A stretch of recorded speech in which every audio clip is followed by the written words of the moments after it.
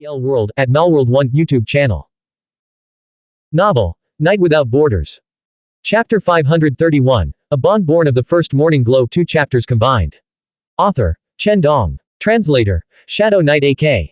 Editor, Shadow Knight AK. The abyss was vast and boundless, resembling the boundless cosmos.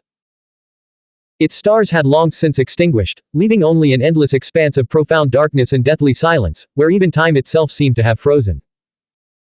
Qinming descended deep into the abyss, reaching its bottom, where darkness was so absolute that one could not see one's own hand before one's face.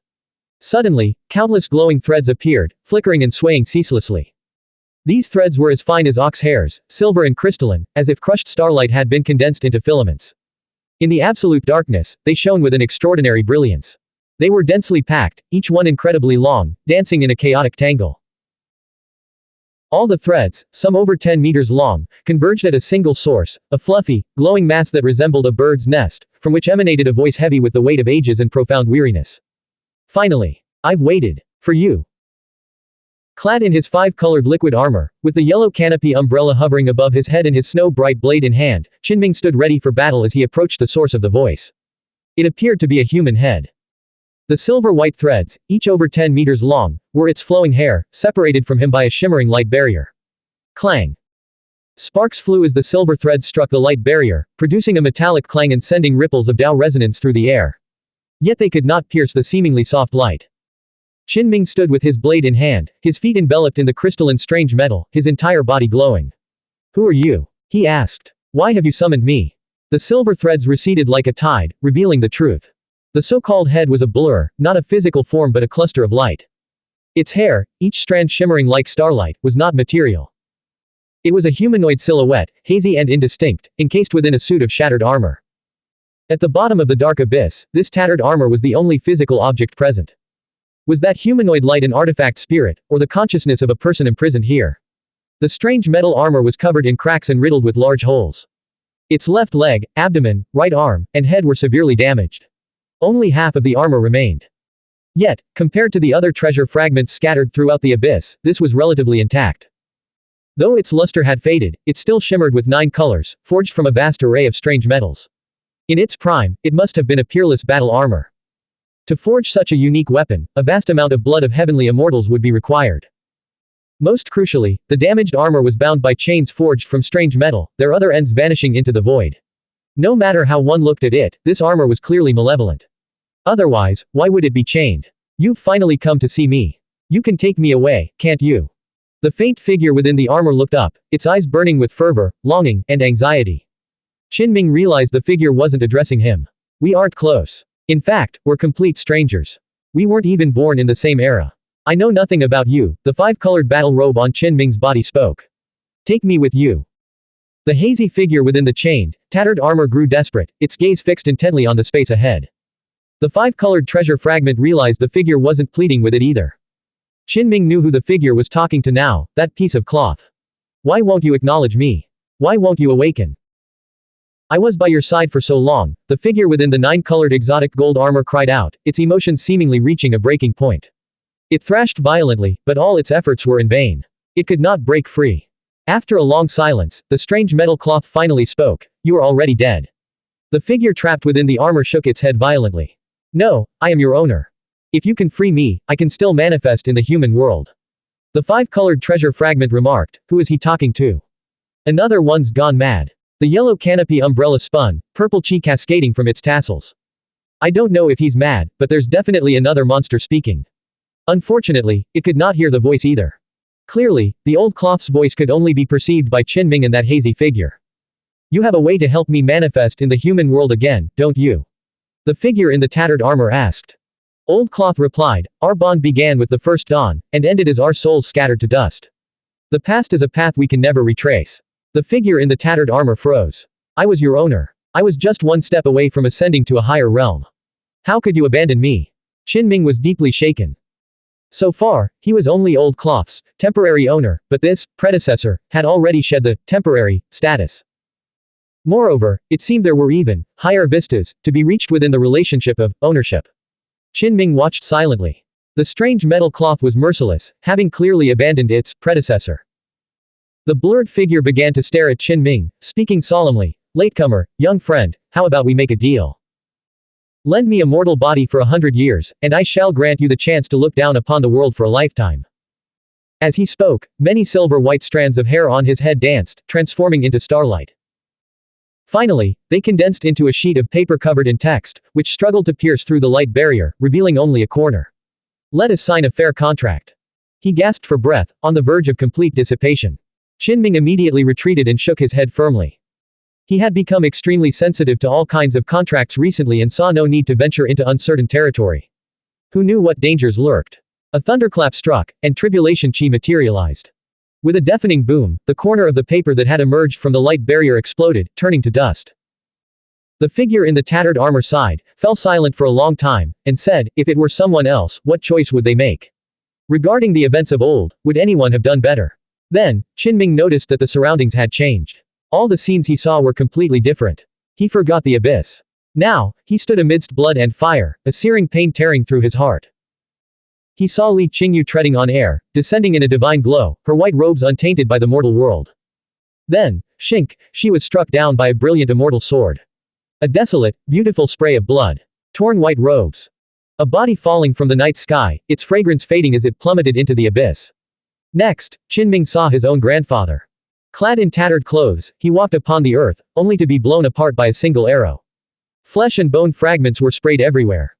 Qin did not know the cause or effect, yet standing here, he felt as if he were truly experiencing it. His eyes threatened to burst, and his blood seemed to ignite. He drew his blade and charged, his hair streaming, his eyes burning with a crimson rage.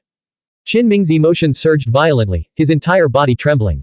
He had no idea what he had just witnessed. Beside him, the five-colored treasure fragment sighed, another one's gone mad. What do you think? The strange metal cloth asked. Only Qin, who was slowly regaining his senses, and the blurred figure could hear its voice.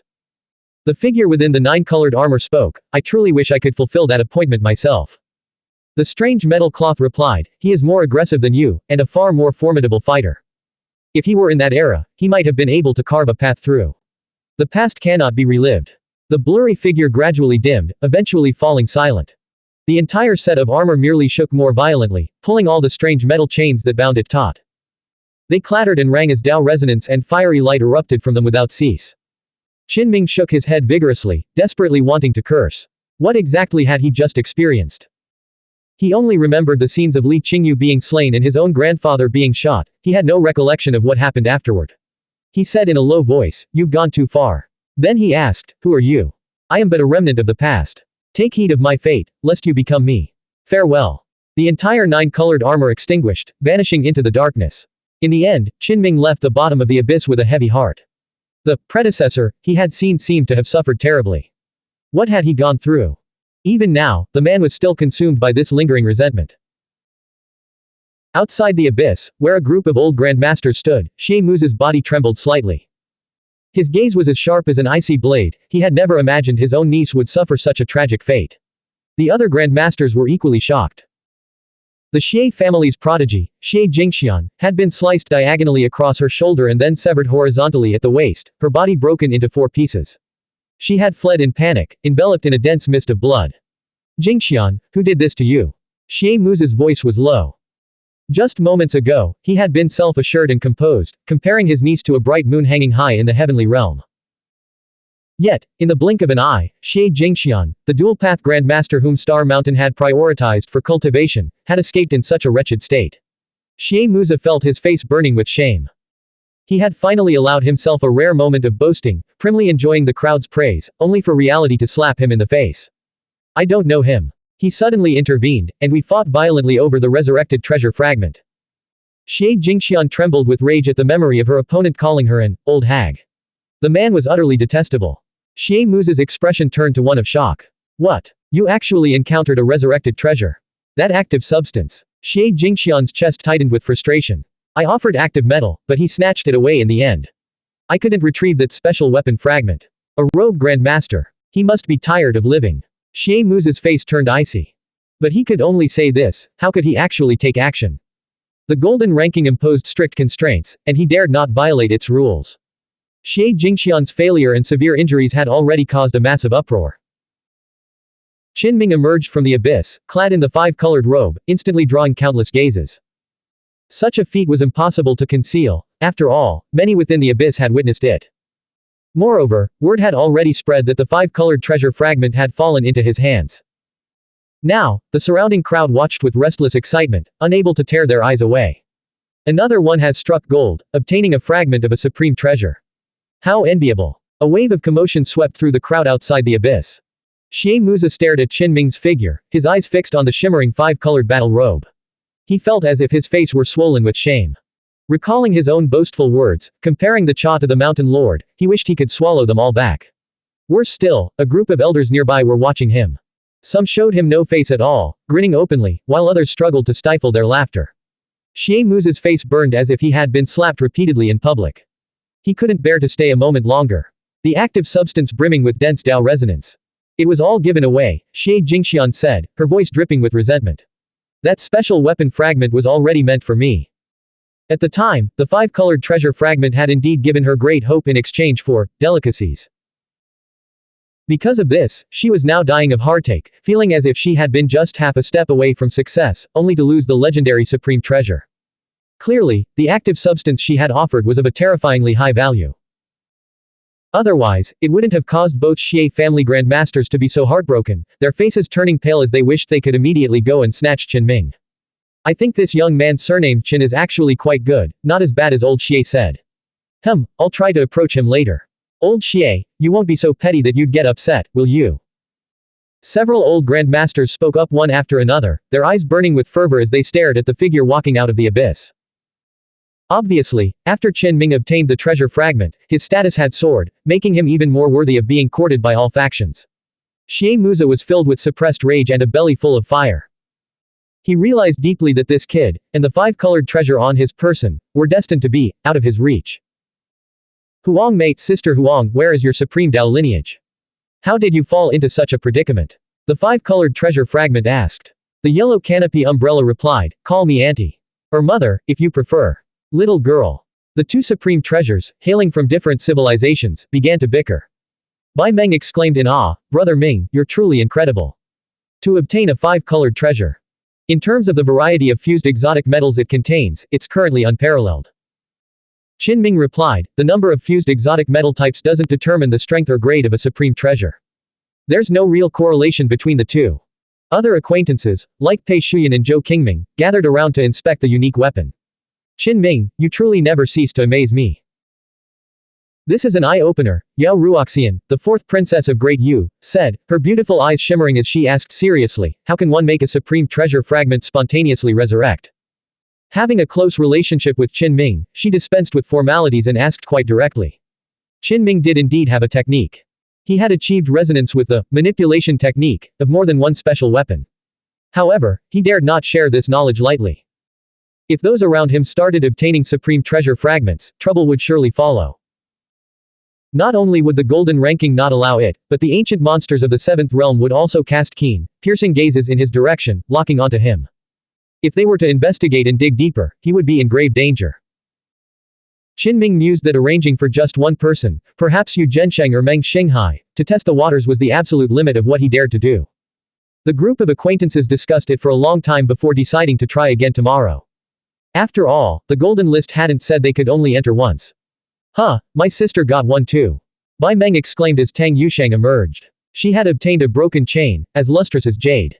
When it transformed into armor, it resembled a starlit net woven across her body. Bai Meng knew very well that Tang Yusheng already possessed a jade mirror. If they ever had to fight a major battle, she would likely entrust this new piece to him for protection. Tang Yusheng was tall and slender, her black dress unable to conceal her undulating curves. She strode forward on her long legs, lifting her snow-white chin as she passed Qin Ming. The fifth day is coming soon. Qin Ming turned his head to look at her. Do you really have to spar? Don't tell me you're afraid. Tang Yusheng shot him a sidelong glance, her delicate eyebrows arching slightly. She was truly arrogant, clearly, she hadn't forgotten their past and was still holding a grudge, eager to beat Qin Ming senseless. Just don't regret it when the time comes, Qin Ming said, prepared to indulge her. Yao Ruoxian smiled. When do you start? I want to watch. We'll all watch. The group of acquaintances, eager to see the drama unfold, chimed in. A closed-door spar, Tang Yusheng refused them, being cautious in case she accidentally overturned the boat. That evening, Pei Shuyan and Bai Meng were overwhelmed by a flood of gifts. More and more people, all from major factions, were trying to use them as intermediaries to meet and talk with Qin Ming. Qin Ming had reviewed the list of names and found it filled with dojos of astonishing renown, such as Thunderpool Lazy Palace, Purple Cloud Zishao Cave, and Immeasurable Piao Miao Peak. He had already dealt with the people from Heavenly God Ridge and Star Mountain. If he rejected these other major factions of equal standing, he would inevitably offend them. In the end, he agreed to the meetings. After all, not every major organization could be like Xie Muza from Star Mountain, who turned on him in a heartbeat. Sure enough, he met with several of them in succession. The interactions were all quite pleasant, and the others were very polite. In truth, the main reason was that he had obtained a special weapon, which had everyone coveting it. Regardless of his past, now even the Earth Immortal ancient monsters wanted to get their hands on the treasure fragment to study it. Zhou Lin, a grandmaster from Purple Cloud Cave, spoke up. Brother Qin, if all goes as expected, after the Great War breaks out, a supreme treasure like this will definitely be reclaimed by the Abyss, because they all suffer from some form of madness, to varying degrees. He continued, would you consider renting it out to us for the time being? Qin Ming immediately shook his head and refused. The footsteps of the Great War are drawing closer, almost suffocating everyone. I'm counting on this to save my life and survive on the battlefield. What a joke, he thought. This is non-negotiable. While these people wanted to win him over, their true interest lay in the treasure. Zhou Lin said, this was indeed an oversight on my part. I apologize for the intrusion. How about this, then? For now, would you allow us to simply examine it? Qin Ming replied, the treasure fragment possesses a spirit. I fear it might take offense. The five-colored treasure sent a secret transmission, you're right. What did these people take me for? Qin Ming communicated with it privately. I suspect some ancient monsters want to study you. They have too many good things in their possession, like active substances. The five-colored treasure fragment immediately changed its tune. Is that so? What's the harm in letting them broaden their horizons? Zhou Lin said, Brother Qin, we certainly won't look for free. Qin Ming nodded. Very well, I'll try to persuade it. From what I know, it's fond of active substances imbued with a rich Tao resonance. We have that. Zhou Lin nodded immediately. Qin Ming handed over a piece of paper. Also, it wants to study these 6 types of medicinal herbs. In the other world, he had obtained the myriad apertures illuminating technique in 3 jars of medicinal mud from the divine sun Lin Shuyu. After the yellow canopy umbrella analyzed them, he learned that the medicinal mud was composed of extremely rare great medicine substances. Thus, Qin Ming took the opportunity to demand those hard-to-find treasure medicine substances. The 5-colored treasure fragment glowed, seemingly wanting to say, what kind of weapon is interested in herbs? This is just a middleman profiting from the price difference. Zhou Lin was speechless. After a moment's thought, he still nodded in agreement. After all, he was the one asking for a favor. However, shortly after he took the list outside, his expression turned grim. Those were all rare herbs, exceptionally precious, intended for grandmasters. He thought, this kid is really not one to suffer a loss. He hasn't even reached the 4th realm, yet he's already demanding treasure medicine meant for grandmasters to nourish their bodies and strengthen their spirits. Zhou Lin said, it's very difficult to gather them all. In the short term, we can only provide 2 types. All right then, Qin Ming reluctantly agreed, adding a condition, if there are only 2 types of rare herbs, you'll need to send more of them. He wasn't in a hurry. Wasn't there still another party to deal with? He would sell his goods to multiple buyers and take his time. By the end of that single night, Qin Ming had collected 6 types of great medicine ingredients, and in considerable quantities. Afterward, the 5-colored treasure fragment reflected, I still feel like something's not right. Is it that I've lost my integrity, or are you just too shameless? Qin Ming said, you've just awakened and don't understand the ways of this world. Actually, this is a win-win. Little girl, I think he's deceiving me. What do you think? The yellow canopy umbrella said, give me half of your active substance, and I will tell you the true essence of this world. That evening, Qin Ming returned to the camp at the edge of the barren forest. He saw the other cultivators on the awakening path, including the young sect master. Though they appeared young, the weariness in their eyes far exceeded that of true youths. He felt a deep sense of empathy, the awakening path was truly arduous. That night, he sat in silent meditation for a long time, reviewing everything he had learned. For the first time, he felt the urge to try and blaze a trail of his own. After a long while, he sighed. Reconstructing an entire system was too difficult. At present, he was merely integrating the paths of his predecessors. Without reaching the true pinnacle of the pyramid, how could he possibly open the heavens? However, while the main path was difficult to change, he believed he could develop some shortcuts or techniques focused on health and longevity. For instance, he had thoroughly studied the sustaining world scripture, the life-altering scripture, the divine cicada scripture, the black and white scripture, and the body refinement harmonization scripture. All of these had effects on altering one's constitution, enhancing innate talent, transforming the body, and extending one's lifespan. Additionally, the myriad apertures illuminating scripture he had recently acquired also held remarkable potential in this domain. Qin sat in absolute silence all night. Using the silk book technique, he blended the various scriptures, temporarily removing the overbearing and physically taxing, or even harmful, portions of their teachings. Disregarding any offensive power, he focused solely on the health preservation techniques, meticulously synthesizing them into a single, unified scripture. Clearly, this was a weakened version of the all-health cultivation techniques. Without cutting out certain parts, it would be too overbearing. Any ordinary person who tried to master it would eventually explode. Moreover, this was merely a preliminary draft. Early the next morning, Qin sought out the other Awakening Path practitioners and young sect masters, handing them the first chapter of health cultivation for them to try. Wonderful. This can nourish the body. Brother Qin, how did you come up with this? I integrated the techniques found in the silk book, then stripped away the parts that were overly aggressive or physically damaging. I'm not aiming for raw offensive power, but focusing instead on a gentler approach to health and longevity. In truth, Qin didn't explain in detail. This chapter involved the life-altering scripture and other scriptures that only he had mastered, scriptures that even some ancestors had abandoned in frustration back in the day.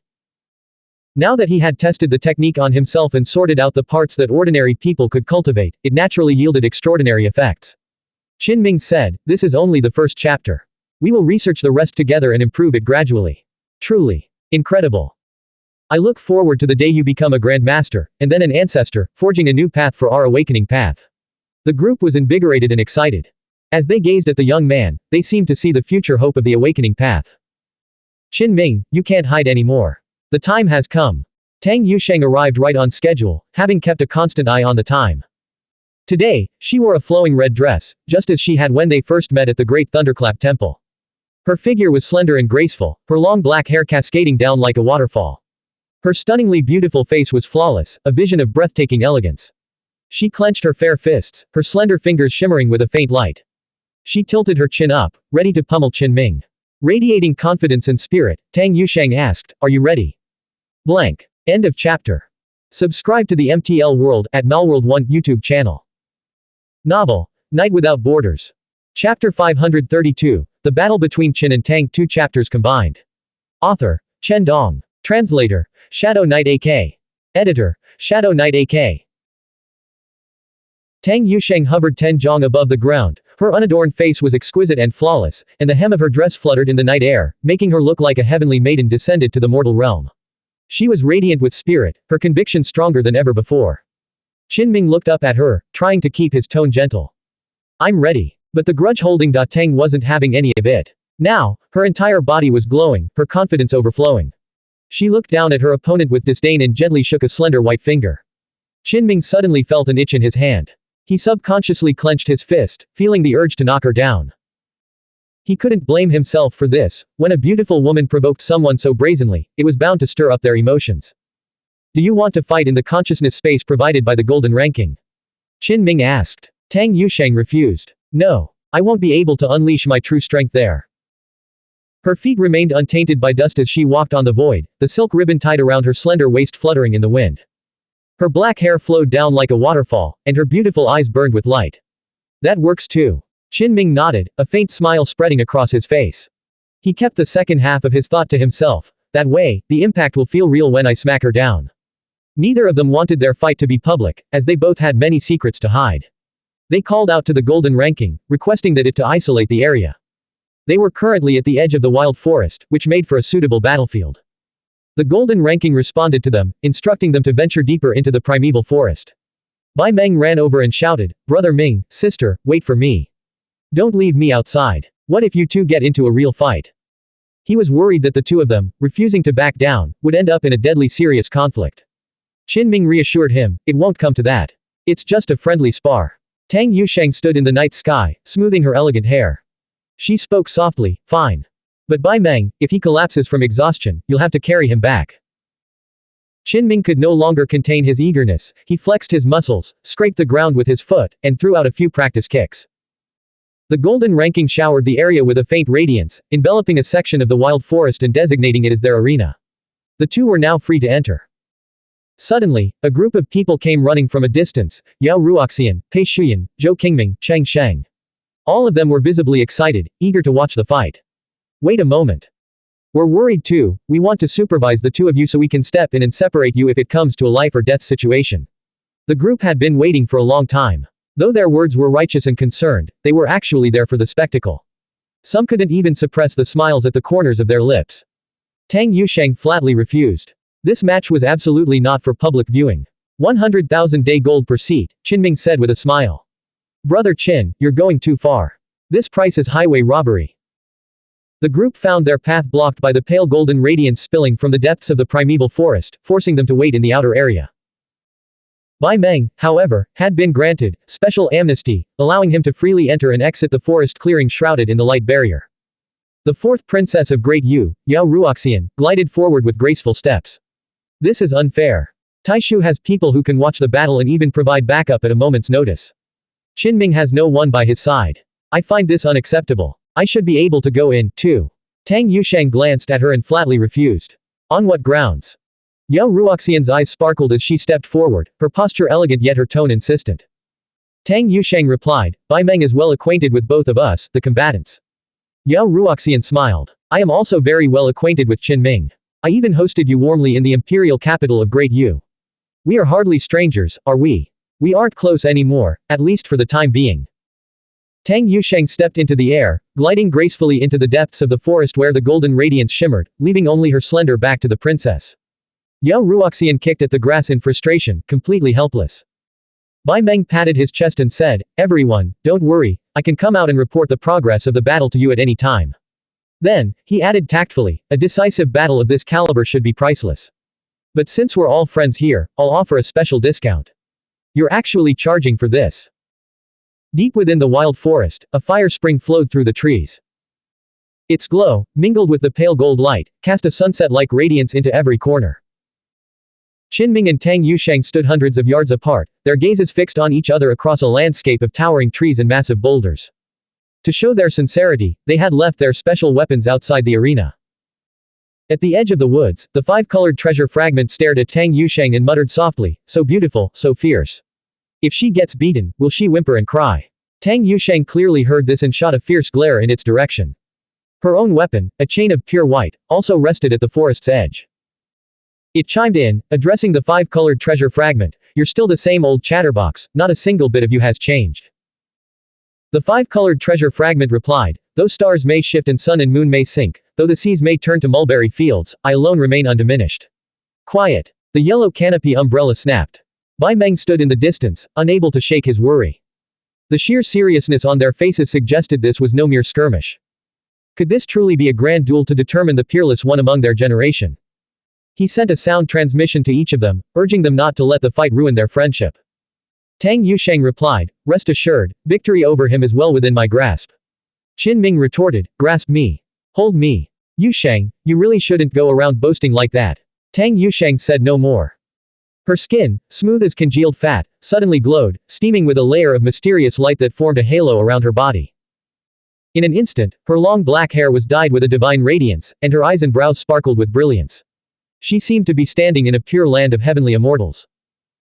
At this moment, she appeared to have severed her ties to the mortal world, ready to ascend to a grotto heaven.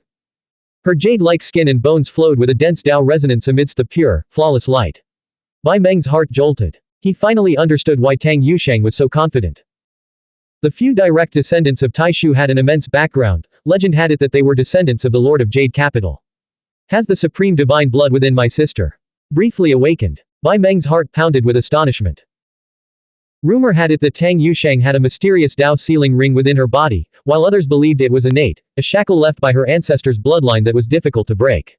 Clearly, those rumors had some basis in truth. Tang Yusheng spoke, today is a special moment in time. I shall be incredibly powerful. Qinming nodded. In that case, I'm truly looking forward to it.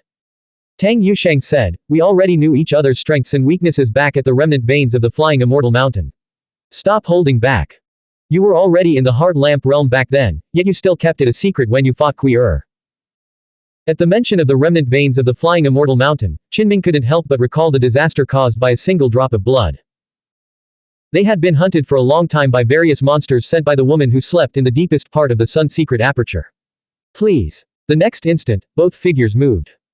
Two massive bursts of white mist erupted in the forest, resembling steaming celestial fog, as ancient trees exploded over a wide area. Their speed was too fast, far surpassing their peers, as they streaked through the forest like two beams of light. Pure yang sword light, like a meteor shower, roared forth from Tang Yusheng. With a flick of Qinming's fingers, heavenly light formed a lotus, blooming layer upon layer. As each petal flew out, it seemed as sharp and peerless as a heavenly blade. Amidst the deafening clang, the blade qi and pure yang sword light clashed, ravaging the entire forest. A low stone mountain nearby was sliced clean in half on the spot. With a thunderous roar, the cliff collapsed, and the low mountain exploded, leveled by their blade light and flying swords. Bai Meng's eyes went wide as he stood in the distance, stunned. Such techniques. Could they threaten a grandmaster? In the arena, pure yang sword qi descended like a curtain of luminous rain, its brilliance amplified by the surging blade light as it tore through the heavens. Tang Yusheng flickered across the battlefield. The vegetation in her wake was pulverized into dust, and the resulting white shockwaves transformed into a celestial mist that framed her with an otherworldly grace. In an instant, she closed the distance to Qinming. As the dense web of sword light pierced the void like divine rainbows, Tang Yusheng unleashed a flurry of palm strikes and powerful kicks, her movements wreathed in sacred runes that seemed to shatter space itself. Qinming's expression tightened. This is a formidable opponent, he realized. He had underestimated Tang Yusheng, no wonder she was so brimming with confidence. She was truly exceptional. Black and white light intertwined around his hands as he channeled the primordial chaos force to activate the black and white scripture. With it, he deflected the dense barrage of pure yang flying swords, guiding them to graze past him. Qinming's black and white palm seals struck out in rapid succession, clashing repeatedly with the graceful figure before him. Now, Tang Yusheng moved like a golden willow swaying in the wind. Her body swayed with a deceptive softness, yet each movement was incredibly resilient, erupting with terrifying, destructive power that seemed to warp the very fabric of space. Her snow-white palm prints and crystalline fist strikes boomed like thunder with every blow. When she swung her long legs, they whipped through the void like divine lashes. Qinming recognized the technique, the immortal willow golden body technique. Renowned across the immortal path, it was a top-tier profound technique that both Zhang Ran and Li Qingyu had cultivated. In truth, it was a favorite among female cultivators. The immortal willow golden body technique was as powerful as it was profound. It granted the user an indestructible, resilient body and allowed for the shaping of one's form, unlike other protective techniques that left the skin hard and rigid. Qinming looked surprised. Tang Yusheng was growing increasingly confident as the fight progressed. She now dared to engage him in close-quarters combat. Divine runes erupted from their arms and calves as they clashed repeatedly, moving like divine demons in the night mist sea, so fast that only afterimages remained. After the pure yang sword light Tang Yusheng had unleashed was extinguished, she followed up with a space-warping whip kick, striking out with the speed of the dissipating sword light. She twisted her waist and swung her leg in a graceful yet devastatingly powerful motion, resembling an immortal willow in the sea of chaos dancing amidst a natural disaster, its branches whipping out with terrifying suppleness. Dao resonance surged violently, as if the very void were about to be shattered by the blow. Qinming's entire body erupted with golden radiance, every pore spewing mysterious Dao patterns. He invoked a technique from the ultimate golden body, not only strengthening his defense but also extending his right hand like a kunpeng reaching down from the deep firmament. With a loud thud, he seized her snow-white ankle. Tang Yusheng's body went rigid for a split second before instantly relaxing. That long leg, swinging like a divine whip, glowed with a translucent white light. Its ankle gave a slight tremor, and it began to slip from Qinming's grasp like a slippery white loach. Qinming tightened his grip. Instantly, 5 golden claw shadows constricted, threatening to sink into the jade-like flesh. He froze.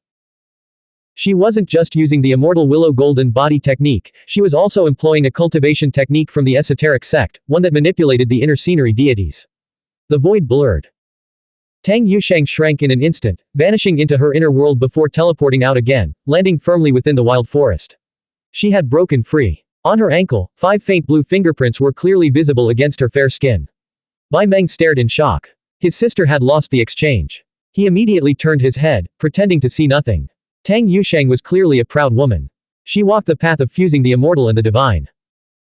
What had seemed like a single technique, the immortal willow golden body, was actually a symphony of multiple techniques vibrating in unison. She refused to accept defeat. Driven by confidence and a need to dominate this fight, the mysterious blood within her body began to glow. Multiple true scriptures resonated as she soared into the air once more. She descended with a single kick, her toes striking like a crane pecking the heavens, her radiance blinding. Outside Qin Ming's body, the light barrier formed by his ultimate golden body trembled violently, booming incessantly. As Tang Yusheng's second kick landed, a heavenly dragon reared its head and coiled before her foot, tearing through a section of the light barrier protecting Qin Ming's ultimate golden body. Qin Ming was astonished. He realized she was indeed formidable, yet she was also deliberately showing off her techniques. In this lightning-fast exchange, Tang Yusheng unleashed 6 consecutive kicks, employing 6 different wondrous techniques, all aimed at tearing through her opponent's ultimate golden body light barrier. Qin Ming held nothing back. After using his ultimate golden body to exhaust most of her techniques, he abruptly extinguished the last faint glow of the golden barrier and chose to withstand the blow with his physical body alone. A smile appeared on Tang Yusheng's face. Her right leg descended like a terrifying heavenly blade, its heel striking like a divine hammer, aimed directly at Qin Ming's head. Qin Ming remained composed. With a slight tilt of his head and a shift of his feet, he evaded the strike. Just as it seemed his shoulder was about to be crushed, he surged forward like a streak of light.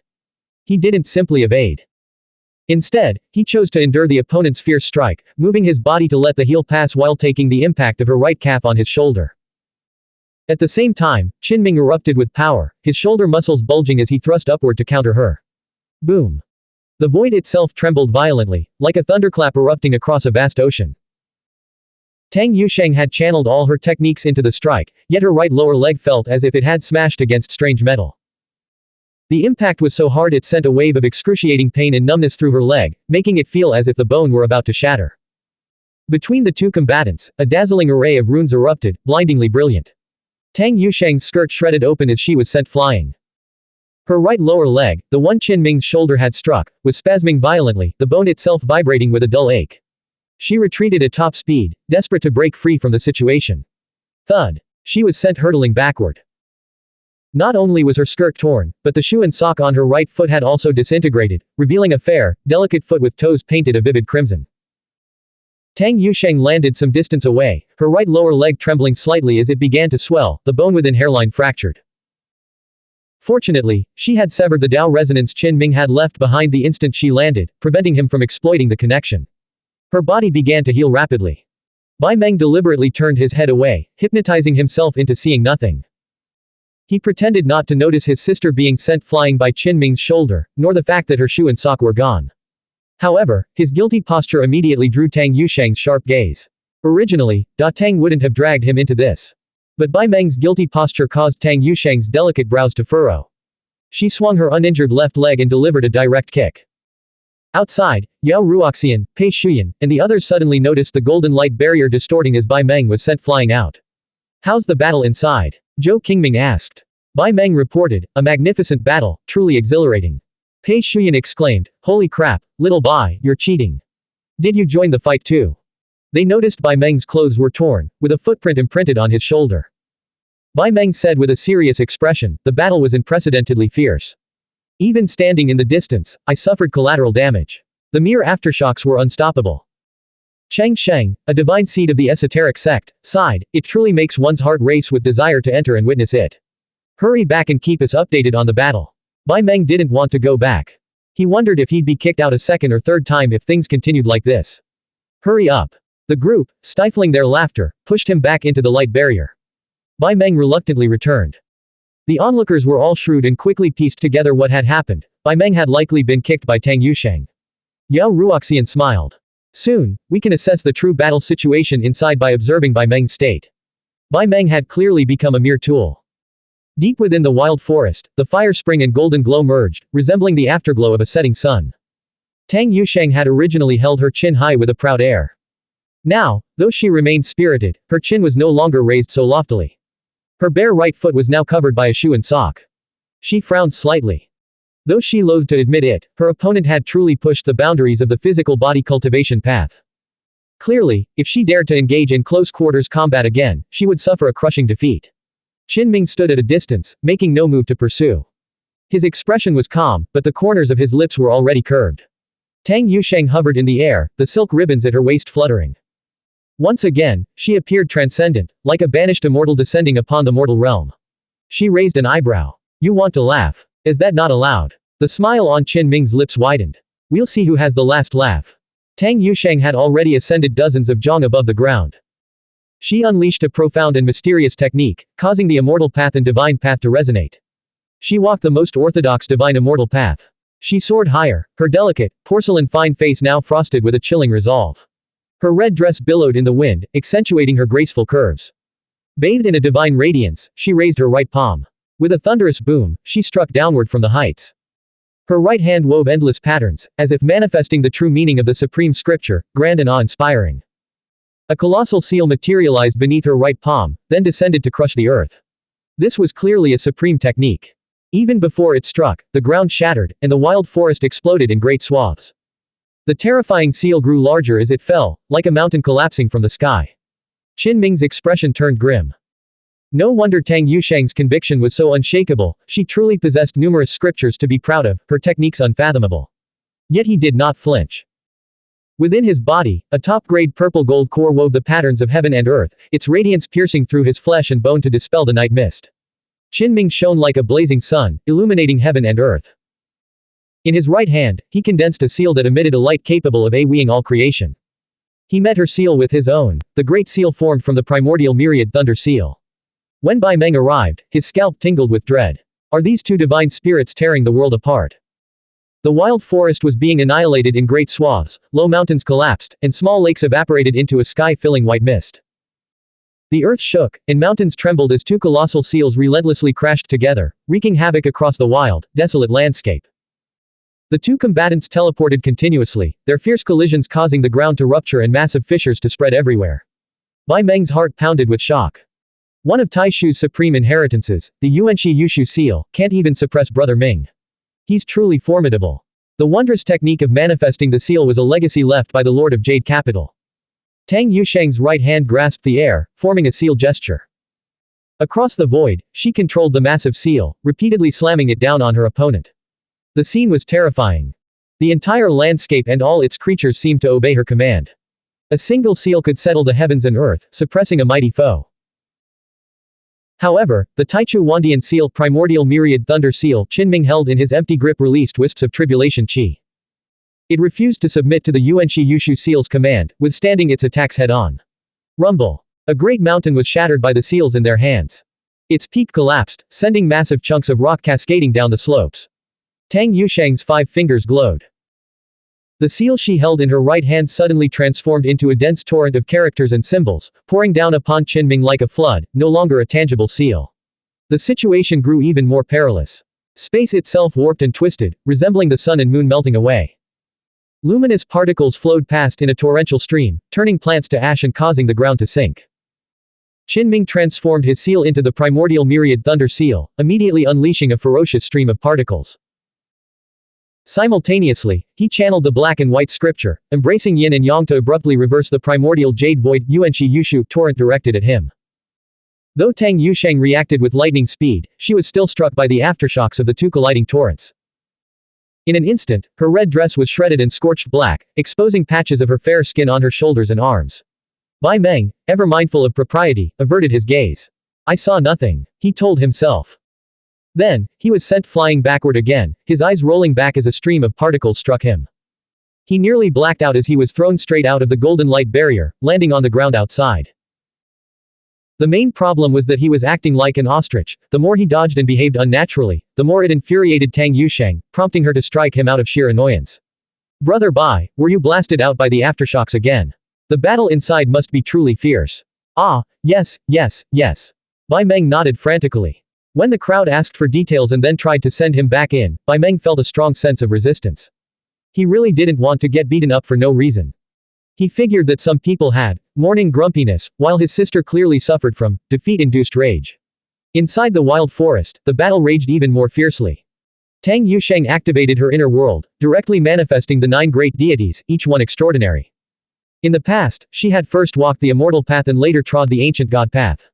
Only then did she complete the orthodox path of gods and immortals. In truth, the cultivation technique she cultivated was a fragment of the true teachings left behind by the Lord of Jade Capital. Now, the entire region was bathed in divine light, with the silhouettes of divine spirits appearing everywhere. Amidst the roaring mountains and rivers, this land was about to be beaten into a complete mess. In the end, the 9 great deities merged into one, fusing with Tang Yusheng. She descended like a heavenly god, unleashing astonishing combat power. Qin Ming was truly shocked. Da Tang had actually blocked his inner vision heaven-cleaving axe. Clearly, Tang Yusheng's mysterious bloodline had awakened today, pushing her combat power to an unprecedented peak. Boom. A low hill was shattered by the light of the deities. Crack. A sheer cliff was split open by the giant axe.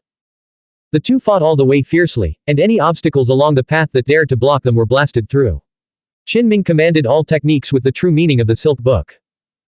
Within his body, a continuous roar erupted like a sun rising once more from the abyss, its radiance illuminating the entire wilderness. He had to face this battle with utmost seriousness, sustaining a continuous, explosive burst of power. He dared not underestimate Tang Yusheng, even suspecting that if her bloodline fully awakened, she would be equivalent to the Lord of Jade Capital reborn in her youth. In the final moments, Qin Ming unleashed a series of heavy strikes, using his chaos force to dim the divine figure's brilliance, forcing it back into the inner world, where it once again split into 9. Simultaneously, Qin Ming erupted with his full power. His fist seal nearly struck Tang Yusheng's face before he pulled back at the last second. However, his terrifying, sonic wave, was still vibrating, a force of heavenly light fused with pure yang consciousness and divine wisdom, shaking Da Tang's spirit right out of her body.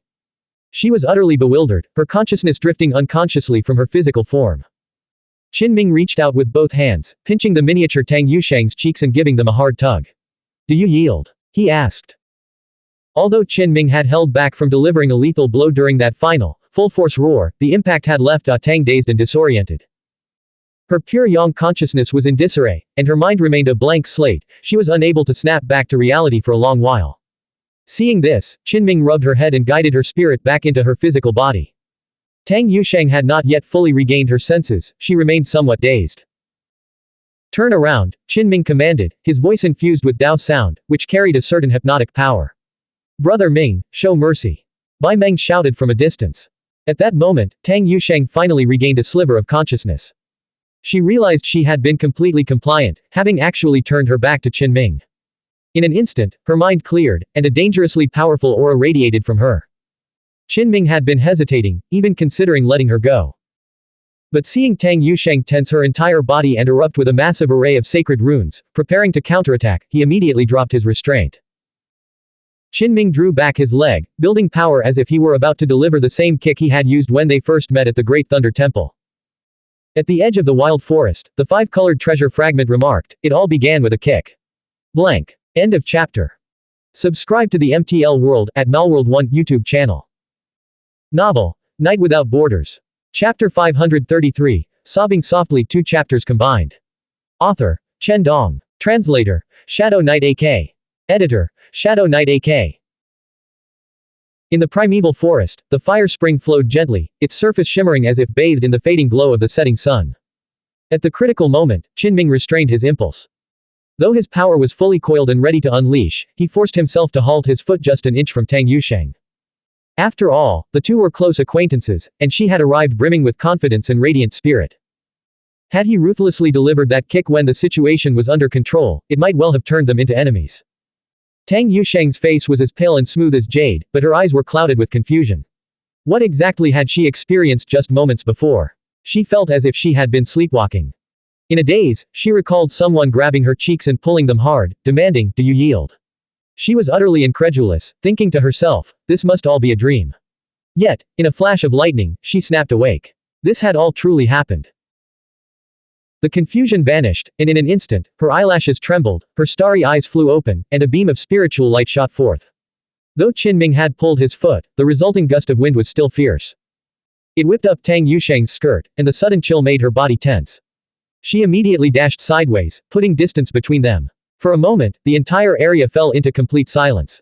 The surrounding primeval forest was a scene of devastation. Massive trees lay felled in swaths, the ground crisscrossed with deep black fissures, and several of the smaller stone peaks had completely collapsed. This time, Bai Meng was quick to react. With a sharp bang, he launched himself into the air, retreating backward and vanishing into the pale gold light barrier, deciding to flee first. Qinming broke the silence, a smile playing on his lips. I've been quite considerate of you, haven't I? Tang Yusheng took this as blatant provocation. He had not only gained the upper hand but was now mocking her. She had mistakenly assumed that she had narrowly dodged that final kick by the skin of her teeth. After all, Qinming had always been a troublemaker, having kicked her twice already. How could he suddenly change his tune today? Qinming's eyes widened. What's that supposed to mean? You're not grateful. You're still mocking me. Tang Yusheng's beautiful eyes flashed with beams of divine flame. Recalling her dreamlike experience, she felt like she was about to explode right then and there. She forced herself to calm down. The face she had lost needed to be won back with strength. Anger was pointless, it would only dull her divine sense. Da Tang, calm down, Qinming said. However, the slight curve of his lips made him look like he was truly taunting her. Tang Yusheng had been grazed by the aftereffects of the primordial myriad thunder seal. Her gown, crafted from rare materials, was now tattered and stained black, exposing her ivory arms and smooth shoulders. She walked barefoot through the desolate primeval forest. Her slender, willow-like figure radiated a sense of ethereal purity, as if she had severed all ties to the mortal world and was ascending to the state of heaven and man as one, a true immortal fallen to earth, now preparing to return to the heavens. A sense of alarm stirred within Qinming, and he called out. Still refusing to cease fire. Fine, don't blame me for holding nothing back. He had just witnessed Tang Yusheng unleash a series of profound techniques, all of which were top-tier techniques. Some seemed hauntingly familiar, they were the same ones Yun Jianyu, a core saint of Jade Capital, had once performed. Qinming was now certain, the rumor that a few Taishu Scions were descendants of the Lord of Jade Capital was true. Though Tang Yusheng had not ascended to heaven herself, she had obtained a portion of the supreme inheritance. For instance, the 7 arrows of the Big Dipper were a heavenly realm technique. Where Tang Yusheng stood, petals drifted and fell, and a faint altar materialized, offering a crude great bow and 7 arrows. Tang Yusheng drew the bow, channeling the Tao resonance from the void. Each arrow she fired was more powerful than the last, forcing Qinming to unleash his 9-colored primordial sword aura to shatter the altar. Then, Tang Yusheng soared high into the night sky, standing before a golden palace. From her fingertips, wisps of golden glow emerged like a trickling stream, descending to the ground and forming a golden divine chain to bind her opponent. This was undoubtedly the forbidden technique from the final page of some true scripture. If a heavenly god, standing high above the 9th heaven, were to use it, they could seize and bind any expert upon the earth. Qinming's expression turned grim. He swung his inner vision heaven-cleaving axe repeatedly, finally shattering the chain piece by piece until the hazy, rule-bound divine chain vanished into the void.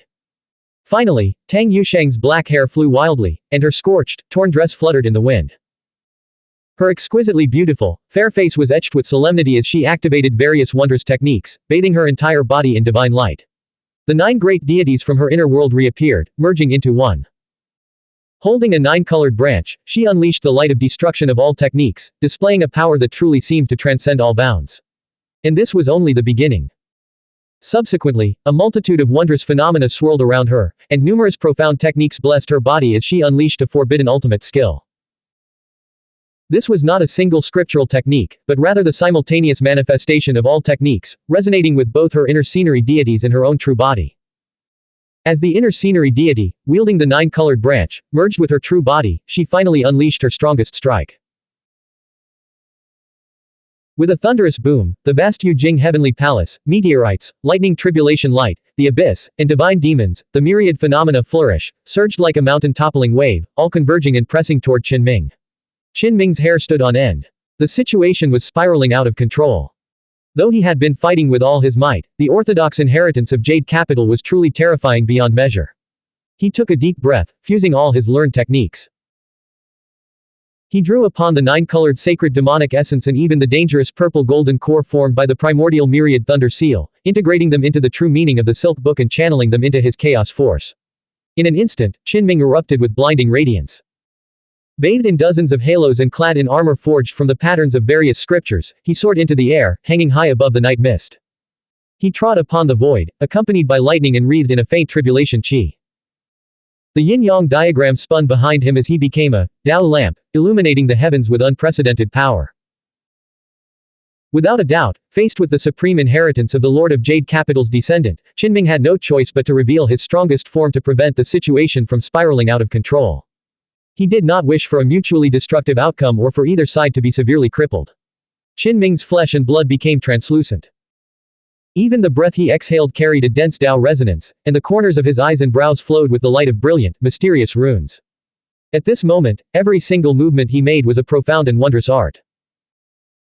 This was his ultimate combat form, capable of withstanding Tang Yusheng's myriad manifestations, and unfazed by the Forbidden Domain ultimate technique of the Jade Capital. In the night sky, heavy clouds exploded. Qin Ming, wielding the long blade brought by the Golden Crow, slashed through the golden palace that stood in the firmament. Then, holding the heavenly halberd formed from thunder, he tore through the abyss. Tang Yusheng's expression changed.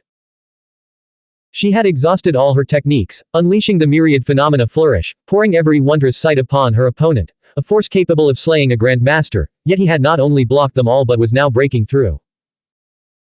In the night sky, numerous strange phenomena emerged, meteorites exploded, the phantoms of divine demons dissipated, and the Yujing heavenly palace collapsed. Leaving only a single figure bathed in dozens of halos, standing alone in the night sky. Tang Yusheng had gone all out, but in the end, she still lost. She couldn't stop Qin Ming in his strongest form. Her long hair was disheveled, her face showed shock, and her long dress was torn, partially exposing her long legs as she fell toward the earth. Bai Meng walked back in, just in time to see his sister's defeat, forcing her to retreat into the primeval forest. Although entering this place was dangerous and he'd likely get beaten up, Bai Meng had no choice. The people outside had simply given him too much day gold. Qin Ming breathed heavily. After the resonance of all scriptures, his energy was also severely depleted. But at least no one had bled, he had successfully suppressed Tang Yusheng. With a flash, Qin Ming teleported to the ground, pinned Tang Yusheng's arms, and captured her alive. No matter what techniques she used, she couldn't break free. By now, Da Tang was also exhausted. Having used her trump cards one after another, her condition had clearly deteriorated. So, who's the weak one now? Who needs to be carried out? Qin Ming asked. Tang Yusheng didn't spout any threats, mainly because she didn't want to suffer any more immediate losses. This is where it ends. You've felt my goodwill this time, haven't you? Qin Ming said. Tang Yusheng wanted to roll her eyes. Both her arms were pinned behind her back, and he called this goodwill. This man was made of pure strange metal, wasn't he? To pin her down like this and still claim he was showing goodwill. Truly. Especially since Qin Ming's grip was no joke, as if he were afraid she'd refuse to submit and rebel again. As a result, Tang Yusheng was now held fast, a true prisoner of war. This was a far cry from her usual ethereal, heavenly immortal-like state. When one is under someone else's roof, they must bow their head. Facing away from Qin Ming, she tried to keep her voice as gentle as possible. Then why don't you let go? You accept defeat this time, then? Qin Ming asked. In the distance, Bai Meng had originally wanted to avoid witnessing this scene, but hearing such words, he couldn't help but stop and speak up. He really wanted to say, Brother Ming, you are destined to grow old alone. Bai Meng was speechless. What kind of timing is this, Brother Ming? Why are you always so blunt? I admit defeat. You won this round, Tang Yusheng said. If she didn't concede, the man behind her would not only refuse to let go but would keep applying immense force. She couldn't handle such kindness, her body was already leaning forward, forced to bend over as her black hair fell across her pale cheeks. Qin Ming said, let's put this behind us. As the saying goes, we got to know each other through a fight, from now on, we're on the same side. Hearing this, Bai Meng, watching from a distance, couldn't help but want to cover his face. What kind of crude, masculine talk is this? He could have said it so much more sweetly and gently. After being released, Tang Yusheng rotated her wrists, where clear finger marks were visible. In this area, many towering trees had already been reduced to ashes, destroyed by the thunder and divine fire from the two's battle. As far as the eye could see, the ground was a scorched black. Tang Yusheng's dress was torn, her skin as smooth as congealed fat. Her snow-white bare feet stepped on the ashes, exceptionally conspicuous, with the reddish hue of her toes standing out vividly. She swayed her slender figure as she walked, asking in a calm tone, just how many true scriptures have you fused into your chaos force? Why do I feel that even the ancestors of the Silk Book technique were far from your strength at the fourth realm? Qin Ming smiled and asked, shall we exchange scriptures? We could have a deeper exchange, using others' wondrous techniques to supplement our own would benefit us both. He was indeed quite envious of the Jade Capital's inheritance. However, he wasn't in a rush. After all, upon reaching the fifth realm, he still had the Tathagata force and Yuqing force to integrate. There was no need to envy others' techniques. Clearly, the strength techniques behind them all involved true scriptures. They were the result of refining 100 extraordinary techniques into one, which was exactly what he needed most. We can exchange, Tang Yusheng said softly, her movements graceful and lithe as she walked with Qinming toward the edge of the primeval forest. The expression on her stunningly beautiful face was gentle. After their fierce battle, her words and attitude had softened considerably. Every smile and glance now carried 1,000 charms, a far cry from her former cold elegance. She asked, "What do you think of my technique, standing before the Golden Palace and using divine chains to bind powerful foes from the mortal realm?" Immediately, she chanted a short incantation. Qinming was instantly captivated. He focused intently, deducing and analyzing the technique, concluding it was indeed a supreme, wondrous technique. Thump. He was suddenly kicked, only to see Tang Yusheng making a swift escape, riding a streak of lightning fast light and utilizing a technique to traverse vast distances in a single step, she bolted toward the edge of the wild forest. Qinming was speechless. He couldn't decide whether to describe her as vindictive and vengeful or simply too mischievous and playful. They had already reached an agreement, yet Tang Yusheng still managed to kick him one last time before fleeing. What kind of person was she? At that moment, he hadn't yet fully exited his peak state. He let out a low, rumbling roar, a sound that fused heavenly light with his consciousness, channeling the divine wisdom of the esoteric sect. Boom. The entire void trembled and surged from Qinming's low growl. The towering ancient trees that hadn't already turned to ash were instantly pulverized into dust, and many massive boulders also shattered. This roar, which dissolved all things like a blazing sun shining upon ice and snow, was terrifying to those from the immortal path and the esoteric sect. It was enough to shatter their pure yang consciousness. In the distance, Bai Meng clutched his head and screamed. He felt Brother Ming's raw power deeply, he was truly a monster capable of killing a grandmaster. Tang Yusheng's beautiful eyes glazed over, and her fleeing figure froze. Her pure yang consciousness was once again jolted out of her body, and her high-speed escape light extinguished instantly. She was strong, and her consciousness wouldn't shatter, but being targeted by such concentrated power at close range left her temporarily disoriented, unaware of her surroundings, and feeling dizzy. Qinming teleported over, a smirk playing on his lips. "You know. I've been holding back my impulse to kick you, but you just had to give me the perfect opportunity." Bai Meng shook his head, snapping back to his senses. "Brother Ming, were you acting so recklessly and straightforward just to bait her into a trap?"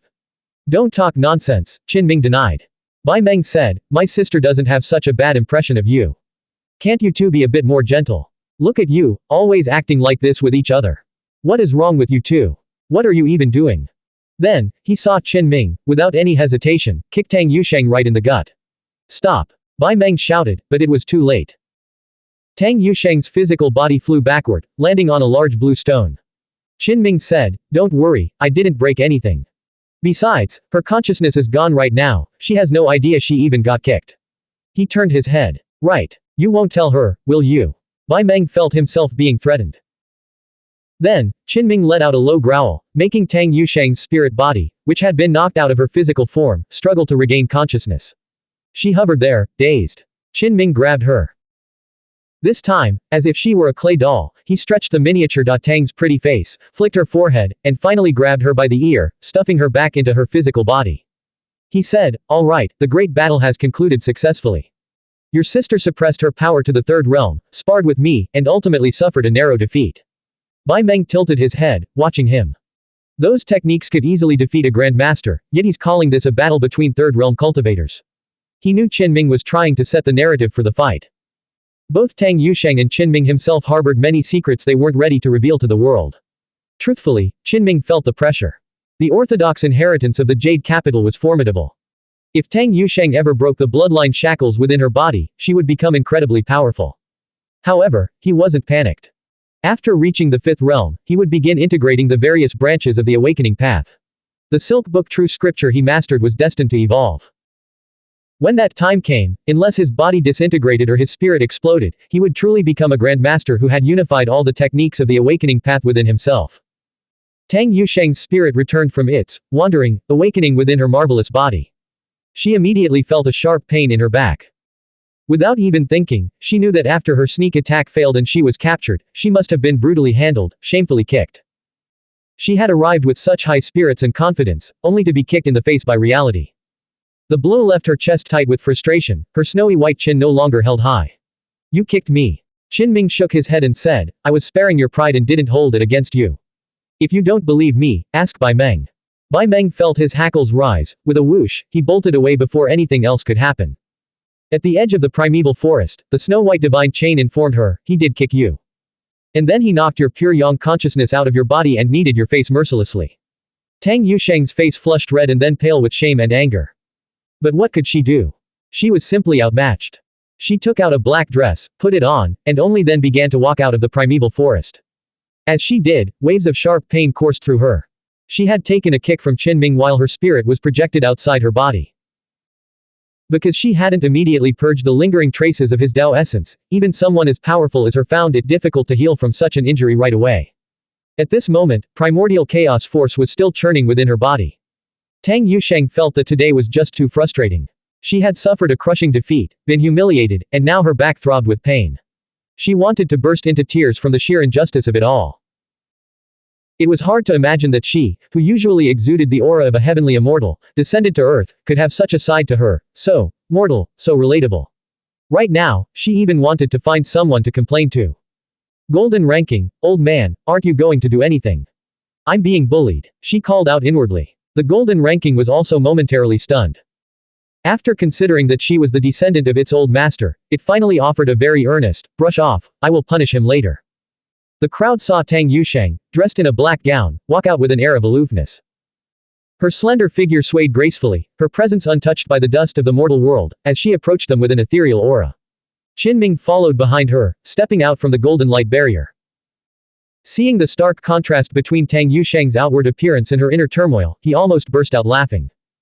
Pei Shuyan said, you too, now that the sparring is over, did you record the battle on a memory crystal? Bai Meng is completely unreliable, he's actually just giving us a verbal account. Yao Ruoxian nodded and smiled. Yes, I'm really looking forward to watching this peak battle between two evenly matched opponents. You can't watch it. Tang Yusheng tossed her head back proudly and refused outright. Then, she turned her gaze to Qinming. Though she said nothing and didn't even glare, her look was an absolute warning, do not reveal the true state of the battle. Because she found it too humiliating. Qinming showed her ample respect, saying, Fairy Tang is peerless in her elegance.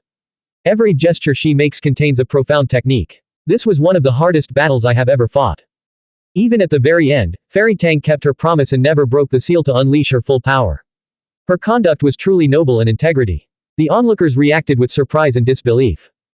Bai Meng tried to keep his expression natural, though he found these words absolutely unbearable to listen to. Even Tang Yusheng herself found it a bit much. Qinming had started off with reasonable praise, but then he threw in, paragon of noble character and integrity, was he talking about a venerable elder? Nevertheless, her expression remained flawless. Her beautiful eyes shimmered with a delicate, flowing light, and she exuded a captivating aura as she turned and walked away, leaving behind an exquisitely stunning figure. In reality, she was seething with resentment toward Qinming. The Tao resonance still entwined her, and the chaos force couldn't be fully dispelled in such a short time.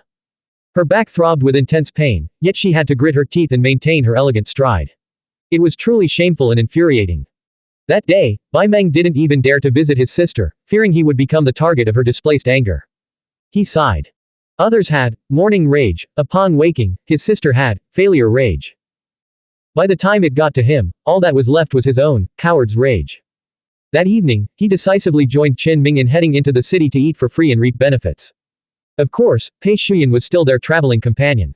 That night, Qinming and Meng Xinghai met briefly in the city. Using a yellow silk canopy to block out spiritual auras and fragments of a five-colored treasure to shield the surroundings, he secretly instructed old Meng on the technique to wield a special weapon found in the abyss. Meng Xinghai felt that he would struggle to unleash the supreme treasure's true power. It would be better to let Yu Zhensheng retrieve it. Qinming nodded, that was actually his intention as well. Many things happened that night. The golden ranking distributed rare treasures of heaven and earth, such as primordial qi and Xuanhuan qi, substances capable of sustaining the vitality of ancient monsters, allowing them to unleash their power without reservation. When Qinming heard this, he gasped, drawing in a breath of the night mist. Even such substances are being bestowed. It seems the Great War is about to begin. He still remembered when he encountered the dream insect. The old insect's phantom had relentlessly pursued him, all because a mere wisp of Xuanhuan qi allowed it to strike multiple times. That night, tremors shook the heavens, signaling to all quarters that a great war was about to begin. Qinming entered the bustling urban district. After meeting Meng Xinghai, he hurriedly left for another appointment, as he was also scheduled to meet with members of the Huang family that evening.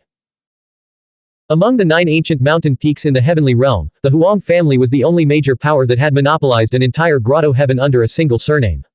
They were exceptionally aloof and held a position of immense prestige. The clan was incredibly ancient, yet it had flourished without decline, for it had produced more than one heavenly immortal. Unfortunately, in this era, both heavenly gods and heavenly immortals had decayed and could no longer appear. Otherwise, the clan might have given rise to a formidable expert of the 8th realm. Forging ties with the Huang clan will yield boundless benefits in the future. Even members of other ancient peaks offered this advice to Qin Ming remained courteous but calm as he met with the clan's representatives, his heart undisturbed. As he was leaving, he unexpectedly spotted Wei Shuzhen. At present, 5 people had preliminarily obtained the supreme inheritance of the Jade Capital, and this man was one of them. He also hailed from the surface world. Qin Ming studied Wei's retreating figure closely, yet he could not determine whether this man was the true figure behind the Xuanhuan. That's Wei Shuzhen, a future supreme grand master and a titan in the making. Even the Huang family's direct descendant met him personally. His achievements are bound to be immeasurable, many people were discussing. Pei Shuyan and Bai Meng stopped in their tracks, listening intently. Qin Ming said, "Let's go. This has nothing to do with us. We've reaped enough benefits. It's time to focus on consolidating our cultivation and preparing for the war that could erupt at any moment." Late that night, Bai Meng returned, only to be grabbed by an elder from Taishu. "Xiao Bai," the elder asked, "did something happen to Yusheng?" "She's actually sobbing quietly." "I don't know," Bai Meng replied, immediately playing dead and feigning ignorance. The elder asked, "I heard Yusheng and that young man named Qin Ming had a closed-door sparring session. Could it be that she was bullied?" Bai Meng said, "My sister might just be upset because she lost." The elder muttered to himself, "A minor defeat. What does that matter? Could something else have happened? Something involving Qin Ming. Should we arrange a marriage to bring him into Taishu?" Bai Meng was shocked. Are the thoughts of these senior cultivators always this bold? Where is his mind going? "Why don't you just ask my sister? I'm afraid it will only upset her more," the elder replied. Bai Meng replied, "I think she might have just been hit hard. The Tao resonance is still entwined and hasn't been fully severed, so her injury hasn't healed. She's always hated pain, which is why she's in such a foul mood." "Is that so?" That day, Qin Ming was in a good mood. He saw Yu Zhensheng successfully obtain a broken black spear. With old Yu now having a special weapon for self-defense, his chances of survival in the grand clash between the supreme civilizations would surely increase significantly. In the meantime, Qin Ming noticed an ancient, monstrous figure in the distance frequently glancing his way. What was this about? The gaze was piercing and intense, yet devoid of overt hostility. He found the situation rather peculiar. Woo! A terrifying horn sounded, shaking the 9 heavens. The golden ranking warned everyone that they would be setting out at any moment, and all conscripted participants should prepare for the Great War. Blank. End of chapter. Subscribe to the MTL World at Malworld 1 YouTube channel. Novel, Night Without Borders. Chapter 534, Since Ancient Times, How Many Conquerors Have Returned. Author, Chen Dong. Translator, Shadow Knight AK. Editor, Shadow Knight AK. The war horn sounded abruptly, a deep, desolate blast laced with suppressed fury that shook the 9 heavens. The entire night mist sea surged in response, its waves crashing against the shore as if to overturn the few brilliantly lit, crumbling grotto heavens nestled within the sea. Across the heavenly realm, on the various ancient mountain peaks, including Sky City, the expressions of the noble idlers all turned grim. Only now did they truly realize that the Golden Ranking's conscription to all factions was no bluff. A war between supreme civilizations was truly about to erupt. Earlier, they had harbored other notions, believing the Golden Ranking's revival was a desperate gamble, an attempt to discipline and purge internal ranks, even at the cost of provoking widespread public outrage. To think they are actually launching a supreme battlefield campaign. A bloody war of this scale is a once-in-8,000 great eras event. We were born at the wrong time. How many of us will die in the end? The Golden Ranking is ruthless. After this war, the ancient monsters will probably be wiped out almost completely, won't they? This time, there's a real external threat, an invasion from another supreme Tao lineage. We have no choice but to prepare for war. They were discussing how their fathers and brothers were all being sent to the battlefield. If they were to fall in battle, their own days of luxury might come to an end. These privileged idlers, unable to compete with the clan's prodigies and core members, spent their days in debauchery and indulgence, living carefree lives. They knew full well upon whom their comfortable lives depended. Hearing the dull, booming sound of a war horn, seemingly vibrating up from the abyss, and feeling its terrifying, penetrating power, their bodies went slightly rigid. At the edge of the primeval forest, in the training grounds, blade glints and sword chi soared into the sky. Everyone felt a heavy weight in their hearts as they drilled their battle formations with solemn focus. Their standard issue armor contained immortal runes that could resonate with one another. When fighting in coordination, they could mutually enhance their strength, unleashing a terrifying divine power. During a break, Qinming spotted that old man with hair as white as snow once more. The elder even smiled at him. What did this mean? Which clan did this old monster belong to? Had he set his sights on him? A moment later, he entered the golden consciousness space, fighting a bloody battle against a swarm of monsters of all shapes and sizes within the realistic scene provided by the golden ranking. When he emerged, mentally exhausted, he suddenly became alert. Another old man had appeared, exuding a powerful aura as a golden glow enveloped his body. It looked remarkably like the ultimate golden body. Could it be that a heavenly venerable from the Lu clan had personally arrived? Fortunately, this tense atmosphere didn't last long. Special weapons began emerging from the abyss one after another, instantly drawing everyone's gaze. I knew it. Figures like Xie Xian and Wei Shuzhen were bound to gain something once they entered the abyss, many exclaimed in admiration. While they felt envy, there was little actual jealousy. They realized the gap between them and these elites was vast. They simply weren't on the same level. Once we're on the battlefield, such geniuses will be the pillars of our generation, capable of hunting grandmasters alone. When the disparity in status and true cultivation prowess becomes so immense, even those prone to stirring up trouble fall silent. However, as the old, weak, sick, and disabled were also recognized by the supreme treasure fragments and emerged carrying these treasures, the people who had been excitedly discussing the matter fell dumbfounded and lapsed into silence. Among these people were grandmasters whose lifespans were nearing their end, their paths ahead decaying and utterly devoid of hope. At most, they had a year or two left to live. Such figures had entered the abyss with the resolve to die, seeking one final chance to shine. There were also weaklings in the early stages of the third realm, and not just one of them. Their innate talent was merely decent. They were far from being able to look down on their peers with superiority. Many felt that they would have performed better had they gone in. They were utterly baffled as to why the awakened weapons would choose such weaklings. Some cautiously attempted to communicate with the weapons, and eventually, the fragments of the resurrected supreme treasures revealed the truth themselves. They saw the shadows of their former masters in the chosen ones. For instance, a mere profile resemblance was enough to trigger an irresistible memory strike in some supreme treasures currently reminiscing about the past.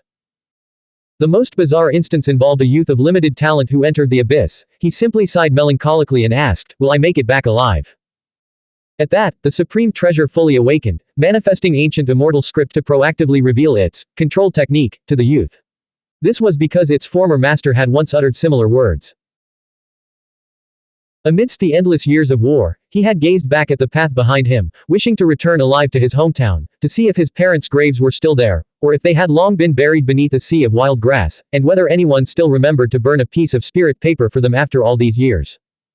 Unfortunately, after its owner went to the battlefield, he never returned. Even the weapon itself was shattered, and only some of its fragments were brought back. Eventually, the golden ranking intervened to coordinate matters, as some treasure fragments were held by the old and weak, who truly struggled to unleash their true power. In times of need, true top-tier experts could borrow these special weapons for great battles. After all, a youth in the early stages of the third realm might lack the Tao resonance required to sustain the supreme treasure's full activation for long. The golden ranking offered reassurance. Should your weapons be borrowed, both I and the 7th realm powerhouse wielding them in battle will ensure your safety. Some had personally touched Qin Ming's 5-colored treasure fragment and tried to communicate with it, wanting to know why it had chosen that young man on the awakening path. Because he is very simple and unadorned, his eyes are as clear as spring water, and his heart is pure, much like me, the 5-colored supreme treasure fragment replied. Some people pondered, is this really reliable? A good dog can hunt in the mountains on its own to supplement the family's food. A good cat can bring food back to the home. And this weapon seemed to be earning active substance on its own to sustain itself. It really does seem unpretentious and simple. Their temperaments are a match. Cut the crap. You're profaning the word, unpretentious. What kind of proper weapon would extort money through a middleman? Of course, this was only discussed in small circles. Only those who had truly paid rare herbs and active substance knew the full story. The ancient monsters of Taishu, hearing this, thought Qin Ming was quite alright, not rigid, but a talent to be nurtured. Qin Ming focused on adjusting his state, frequently entering the golden consciousness space to slay enemies, using various monsters to temper himself. During this time, he spotted some familiar faces from other teams from a distance, Yu Zhensheng, Li Qingyan, and disciples from the various academies of Kunling, like Xin Yudao and Zhang Ruoli. There was also Jin Shang, a golden sheep who had graduated years ago. He also saw Tang Jin, Ling Yu, and the hidden disciple of this lineage, Qi Qianshan. Qi Qianshan possessed innate wisdom and was highly regarded by the ancestor of the lineage, Li Wuwei, as such individuals touched upon a forbidden domain. From afar, Master Wu waved his wing in greeting. Xiao Qin, long time no see. Master Wu. Qin Ming greeted him warmly, nodding to other acquaintances from his lineage. Clearly, every outstanding being within the Jade Capital region had been summoned. With the great battle imminent, the atmosphere was tense. No one dared to be careless, and everyone was diligently practicing their battle formations. Yet, 4 days had passed since the horn's call, and there was still no sign of the enemy. This caused the taut strings of everyone's nerves to slacken. Sure enough, people gradually adapted to the atmosphere. After training ended, treasure ships began shuttling between the wild forest and the bustling city districts again in the evenings. The music of flutes and zithers was pleasing to the ear, the dances were graceful, and the aroma of fine wine wafted through the air. Everything returned to normal. Qin Ming, unable to refuse the warm invitations, attended several banquets. For instance, his nominal disciple, Su Mohua, hailed from the Sky City, and the Su family hosted him with great hospitality. Previously, some members of the Su family had grumbled about Su Mohua apprenticing under a young man nearly her own age. But as they learned more, their attitudes completely changed. He has never lost a battle against anyone in the same cultivation realm. Could he be the Tai? Come to think of it, that's actually quite possible. According to what Mohua and Moran have seen, if the direct disciples of Sage Pugong's third realm lineage wield chaos force, then Qin Ming, at the same level, wields super chaos force. It's even more domineering and powerful. Although he was the master, Qin Ming hadn't prepared a gift for his disciple. Instead, he received a Great Void Teleportation Talisman from the Su family, an item that only an Earth immortal could craft. In such a critical moment, even with a vast amount of day gold in hand, one could not purchase such a rare life-saving treasure. Additionally, the Lu family of the Heavenly Venerable lineage had also requested a meeting with Qin Ming. A Grand Master had personally attended, and with Lu Jingli present, the atmosphere remained quite harmonious. The Lu family Grand Master was relatively talkative, while Lu Jingli spoke very little. She sat quietly to one side throughout the meeting, occasionally speaking up to ask a question, like when Qin Ming could break through to the fourth realm. Afterward, Qin Ming finally realized that this felt somewhat like an initial, blind date, meeting, though the young woman wasn't very enthusiastic. This was for the best, as he had no desire to truly get close to that heavenly venerable right now. Although there is a saying up in the heavens that one should choose a daughter of the Huang family when taking a wife, the Lu family is also excellent, truly formidable. This was the information Pei Shuyan had gathered. The Lu family was strong, but their only shortcoming was their past accumulation. Unlike the Huang family, they hadn't produced heavenly gods or heavenly immortals during several of the great eras in their history. Is the Huang family really that strong? Qin Ming asked in surprise. He had heard people mention them more than once. Pei Shuyan nodded. Of course. In fact, before the Jade Capital's dissolution, the Huang family still had a living ancestor who resided within the Jade Capital. He had truly put in a lot of effort. Although he had only been in the heavenly realm for a short time, he had already learned a great deal of important information. Qin Ming said, the Jade Capital disintegrated, and everything was reset to nothingness. Even if that Huang family ancestor had the power to shake heaven and earth, he must have vanished into the mists of history. Pei Shuyan replied, that's not necessarily true. There is a 10-colored ice mountain in the Jade Capital. It is said that after the Jade Capital was reborn and reappeared, that mountain still existed. Qin Ming's heart stirred. When Old Cloth had taken him to the outer heavens, he had indeed glimpsed a 10-colored ice mountain. There were ice caves on it, their entrances covered in spider-like webs. Pei Shuyan continued, historically, the Huang family recruited some heavenly gods as sons-in-law, cultivating them before they even rose to prominence. It's impossible for a single clan to prosper forever, they must constantly introduce fresh and powerful blood. Immediately, Qin Ming thought of Wei Shuzhen, whom he had seen the other day. That day, a problem arose with the golden ranking. Some powerful cultivators discovered that no matter how they called out to it, the responses they received were perfunctory. It seemed to be merely an afterimage left behind by the golden ranking. In fact, it had truly vanished. The Earth Immortal level ancient monsters could clearly sense that the golden light in the sky was not its true body. Rumble. The next day, the golden glow surged like a tsunami, and the night mist sea churned violently. The golden ranking returned from afar, its magnificent fluctuations left completely undisguised. I went to our opponent's medicinal fields to gather herbs, the golden ranking announced. I've already reclaimed a portion of our losses. The crowd was stunned. The golden ranking had crossed the endless frontier and infiltrated enemy territory alone. Was this what it had been doing during its day-long disappearance? How utterly audacious. The enemy occupied our enclave and plundered many of our rare mineral deposits, the golden ranking explained. Even if we defeat them, it will be difficult to recover all our losses. Thus, the golden ranking had gone to reimburse itself, securing treasure medicine for the upcoming war and preparing rewards for the aftermath. In this regard, it was far more reliable than the new ranking. The listeners felt their scalps tingle. The golden ranking had dared to venture out alone, it was simply too dominant. They could only marvel, as expected of the golden ranking, the one in charge of external warfare. It always strikes alone. The golden ranking added, the harvest was far smaller than you might imagine. The enemy had been cautious and well prepared, harvesting many of the great medicines in advance. The golden ranking had shown no restraint. When faced with ancestor trees and spiritual vines that had already lost their fruit, it spared their roots but lopped off numerous branches and even extracted some of the essence from their sap. It had refrained from uprooting them completely, for some of these ancient spiritual roots were unique specimens, the last of their kind. Any careless damage would have destroyed them, causing harm to the heavenly Tao and inviting the world's condemnation. The crowd knew the drums of war were beating closer, they could already hear the echoes. The golden ranking was currently commissioning the refinement of medicinal pills, they would likely set out as soon as that task was complete. Over the past few days, Tang Yusheng had keenly noticed that her ancestor seemed to be quietly observing Qin Ming, carefully studying him from the distant sky on several occasions. Is he planning to settle the score for me? Tang Yusheng's public persona was that of a heavenly immortal descended to the mortal realm, her temperament ethereal and otherworldly. But in private, she was surprisingly down to earth, she loved to laugh, would cry and complain when she lost a fight, and would privately grumble. The contrast was striking.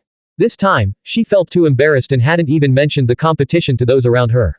The ancestor is so attentive. I didn't even go looking for him, yet he noticed. Is he going to stand up for me? Da Teng felt a wave of satisfaction, her mood brightening. Bai Meng also noticed that the ancestor was taking this seriously. He had his suspicions but dared not speak the truth, fearing he would be implicated for no reason and forced to endure another humiliating ordeal. Tang Yusheng remained composed and said casually, forget it. I'm not that petty. Let's just keep an eye on things. It would be too much if the ancestor actually made a move against him. Hearing this, Bai Meng kept his mouth shut, feeling that the more he said, the more likely he was to mess up. Over the last few days, many people from the ancient mountain peaks had arrived at the edge of the wild forest to see off the army preparing to depart. They had fathers and brothers in the ranks. If you feel it is necessary, you may write your final letters in advance. The golden ranking was too blunt. To broadcast such a message just before departure instantly shattered the previously calm atmosphere. That day, many people did indeed take up their pens. Amid sighs, they left behind words that would be sent to their homelands if they failed to return. Qin Ming fell silent. He wanted to write a letter but didn't know to whom. His family was gone, his old friends had either drifted away or vanished. The few close acquaintances he had left were all in the army, about to embark on the expedition with him. With a soft sigh, he tossed aside the paper and pen. As for leaving a letter to Twin Tree Village, he thought about it and decided against it. If he were to perish, such a letter might only bring trouble to that remote village. We're about to set out. My heart is heavy, and I'm so nervous. I don't know if I'll ever make it back alive. What's there to fear? If we don't strike first, that supreme civilization will invade us. The fact that we're taking the initiative now shows that the golden ranking is confident.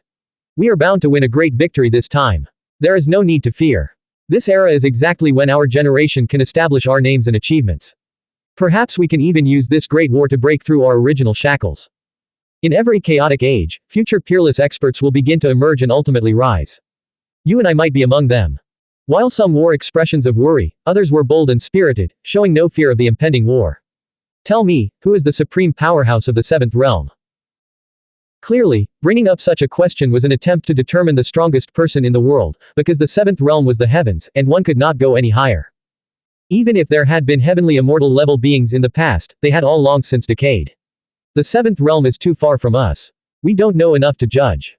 However, I do know who among our generation is qualified to become a peerless grandmaster. There are only a limited few. To be precise, they can become supreme grandmasters.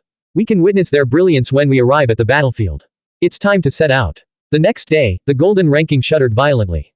With a thunderous boom, it manifested its colossal true form, covering the entire sky. Its true body was indeed just a divine scroll, unfolding completely to allow everyone to board. The great army was about to embark for the battlefield. Blank. End of chapter. Subscribe to the MTL World at Malworld 1 YouTube channel.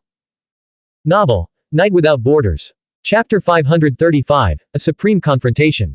Author, Chen Dong. Translator, Shadow Knight AK. Editor, Shadow Knight AK. The night mist sea churned, its waves crashing against the sky. The golden ranking unfurled violently, expanding in all directions, its interwoven patterns spreading across the void like a vast, intricate web.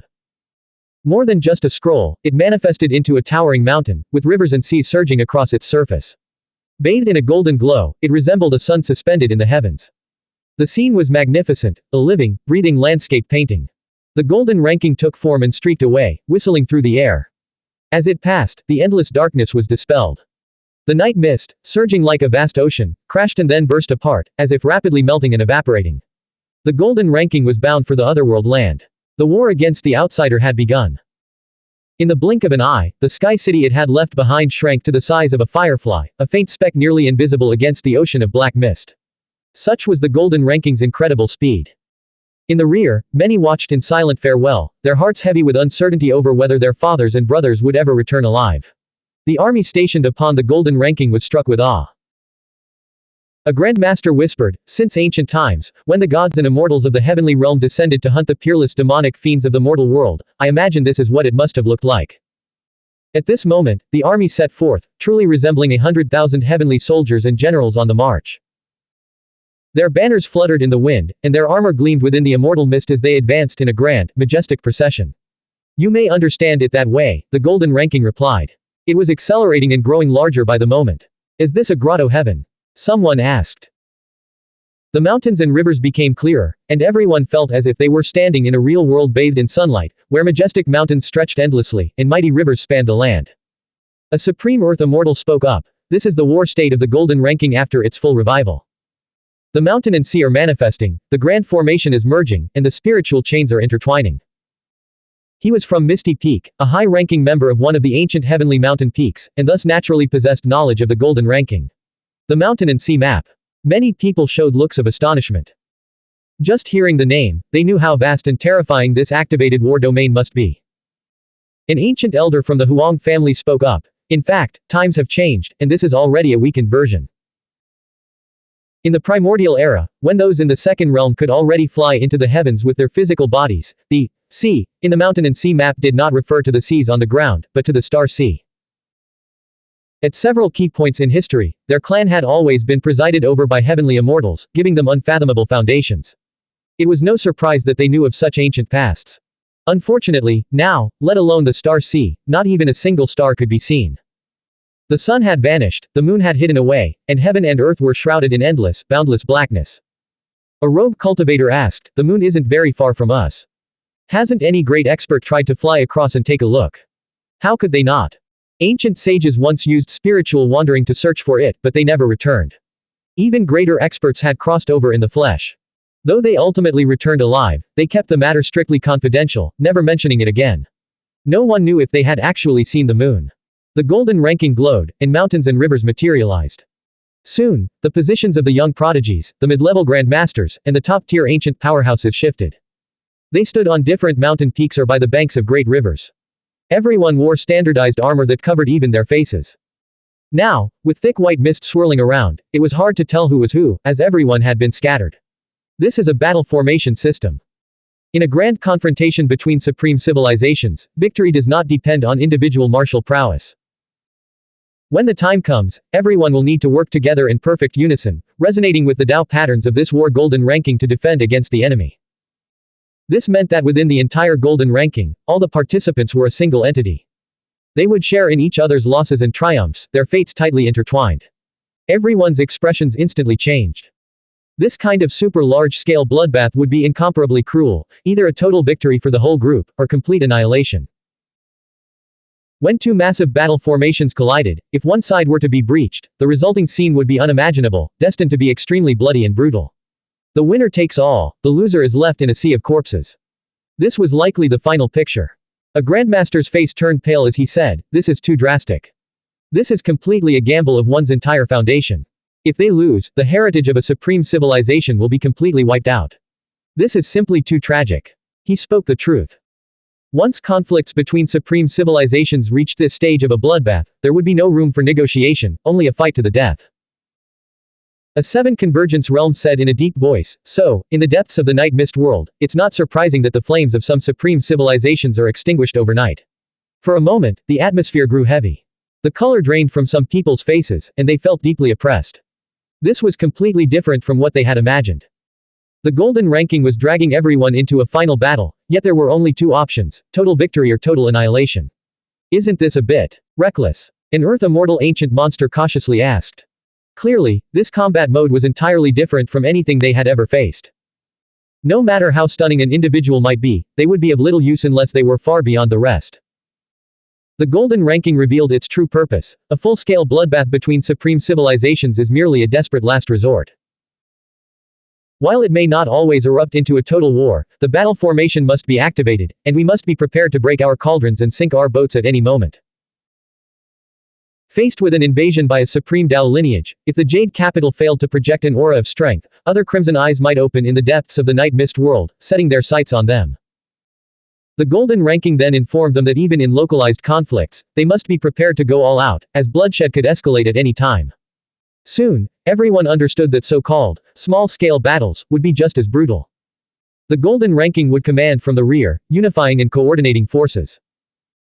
Based on the specific situation in each area, it would teleport Grandmasters, Earth Immortals, and others to the corresponding battlefields. The people realized it was truly a sophisticated war machine, overlooking the entire battlefield and capable of making rational and effective arrangements in an instant. Under normal circumstances, a one-sided massacre, like an Earth Immortal slaying a Grandmaster, would not occur. The golden ranking's internal rules would operate automatically. Wherever signs of imbalance appeared, it would deploy the corresponding forces to restore equilibrium and maintain control over the entire situation. For example, if a seven convergence realm from the opposing camp were to suddenly appear, the golden ranking could immediately teleport powerful figures like sages and the dog sword immortal to intercept them. If our camp had enough powerhouses, the golden ranking would no longer cautiously maintain balance. Instead, it would swiftly deploy immortals and grandmasters to create a crushing advantage. An ancient monster reassured his descendant, saying, "Therefore, on a local battlefield, if you, as an immortal seed, are unfortunately confronted by a grandmaster, do not panic. The golden ranking will immediately dispatch experts to rescue you." Even so, a heavy weight lingered in everyone's hearts. They were about to enter the supreme battlefield, an event so rare that it occurred only once in many great eras. Even their fathers and ancestors had never experienced it. We are deploying all our elites. Will our rear be too empty? What if the enemy plays by their own rules and launches a sneak attack? There is even the possibility that, deep within the world of night mist, crimson eyes might snap open and fix their gaze upon our base camp. Some people worried, feeling that the golden ranking was being too aggressive. Don't worry. If it ever comes to that, the new ranking will awaken the Dao ranking at all costs. Does the Dao ranking truly still exist? A seven convergence realm cultivator asked. It should not have completely decayed yet, the golden ranking replied. From humans to objects, no matter how high their level of existence, even the Lord of Jade Capital had been replaced generation after generation. Everyone had their day of passing. Jade Capital vanished, where did it actually go? Someone couldn't help but ask. Some even secretly wondered, if even Jade Capital was gone, had it fled? Why did the golden ranking still strictly adhere to its ancient rules? It is seeking survival, searching for a path to live, the golden ranking replied concisely, offering no further explanation. A heavy weight pressed down on everyone's hearts, as if a mountain were crushing them. Though they had heard of this before, the road ahead still felt perilous and uncertain, like meteors falling from the sky. Inside the golden ranking, the mountain and sea map remained clear. On some of the towering mountains, precious cauldrons glowed, bubbling with the essence of ancestor tree sap and spiritual vine. The great medicine is ready. The rich aroma of medicine pulled everyone's thoughts back. This was a tangible benefit. On each of the great mountains, medicine cauldrons were set up, with immortal mist and five-colored medicinal light rising in curls, drawing everyone's gaze. We are about to cross realms and leave the Jade Capital's sphere of influence. The golden ranking announced. Ahead, a colossal, pitch-black chasm spanned the nine heavens, resembling a wound carved into the sky by a giant axe, a wound that would never heal. This was a primordial, mist gate, spanning vast distances to connect with a mysterious, unknown realm, an ancient route mapped out only after generations of repeated exploration. It was precisely because of such paths that the Jade capital could maintain an enclave in the distant reaches. The golden ranking warned, prepare for battle. We are about to enter a new world. Be ready for hazardous environments at any moment. Thick fog swirled, and starlight flickered intermittently. Streams of colorful mist and toxic flames from the void raged within this chasm-like passage, an environment that would be nearly impassable for ordinary people. With a sudden whoosh, the golden ranking, carrying the mountain and sea map, charged through, instantly arriving in a brand new world. In this otherworldly land, even the Tao resonance was different.